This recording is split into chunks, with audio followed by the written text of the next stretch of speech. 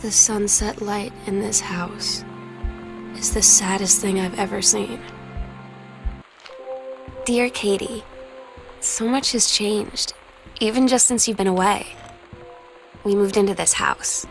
I'm in a new school, and my big sister being gone for a year doesn't make it any easier. Oh my God, you are so lucky you finished high school before we moved into this house. So, it's the first day of school, and there I am, introducing myself to the class. And I say, you know that feeling where the first moment you see someone, it's like they have a big gold star around them, and you have to get to know them? Well, there's this girl. I think she's a senior. She's usually dressed kind of punk, but sometimes I see her. When you live in a place your whole life, your next door neighbor is kind of like your default friend. And Daniel only got weirder over the year. So you know what they say about the best laid plans of mice and men? Yeah, turns out it applies to Street Fighter too. At least I worked up the courage to walk into the 7-Eleven and ask for a turn, but all that practice at home did not exactly translate in the wild. So after I was finished getting my butt kicked, I followed them outside while they smoked. And that was when she asked me if... It's weird hanging out with girls. Daniel was around ever since I was little, and other girls? I don't know. But being around Lonnie came over today. But everything was different. She was sitting at my desk chair, and she wouldn't look at me. Finally, I asked her what was going on. She said, Lonnie brought her hair dye over today. She said, I need to fix these roots. Think you could help? Dyeing hair is weirdly intimate. I don't know if I've touched someone else's scalp before. That's pretty intimate, right? It felt intimate. We looked... Sometimes you just have to lie to Mom and Dad. Like when Lonnie asked me to see a band with her and stay over at her friend's place in the city after. That's a lie to Mom and Dad situation. But it was so worth it. The girls on stage were just so loud and real and awesome. And everybody was moving together like one huge tide of sound. Between two songs, Lonnie leaned over and said, How do you like your first show? I was so happy. I felt tears starting in my eyes. And then she up and hugged me. At Todd's brother's place after the show, there was only a futon to sleep on, so Lonnie and I shared it. The lights went out. I was turned toward her.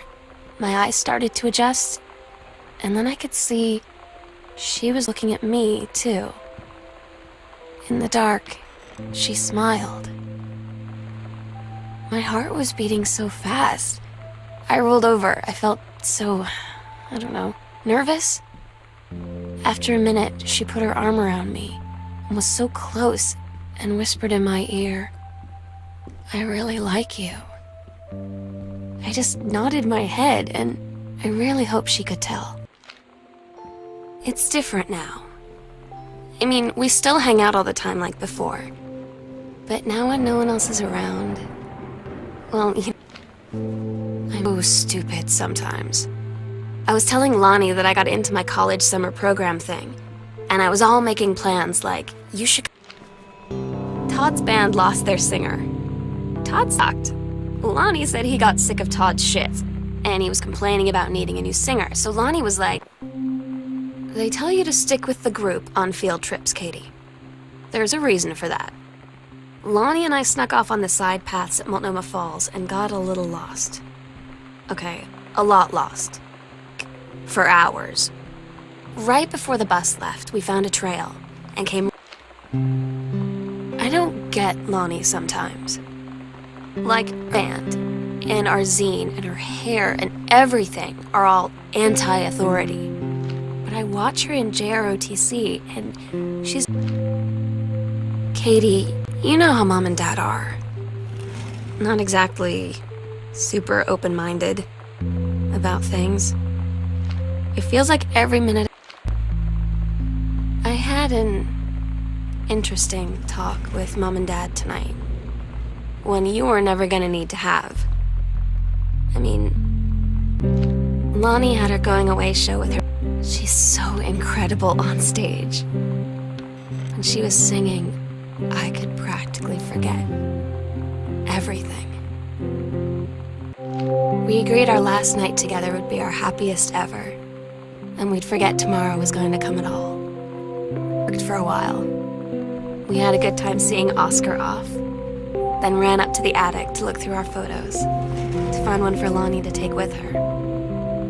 And looking at them, I realized he came over to get his game. I'd been dreading it. But he brought this story with him that I wrote when we were little. I started reading it, and then there I was. I asked Lonnie what she had to do to get ready to ship out for basic training. She said, not a lot, really. You're not allowed to bring anything with you. You have no possessions, no contact with the outside world while you're in basic. You just train hard every day, and then you deploy from there. So, they'll just send her away. To who knows where. The other side of the country, the other side of the world. My mind, can't process it. She's really going to be gone. Just gone.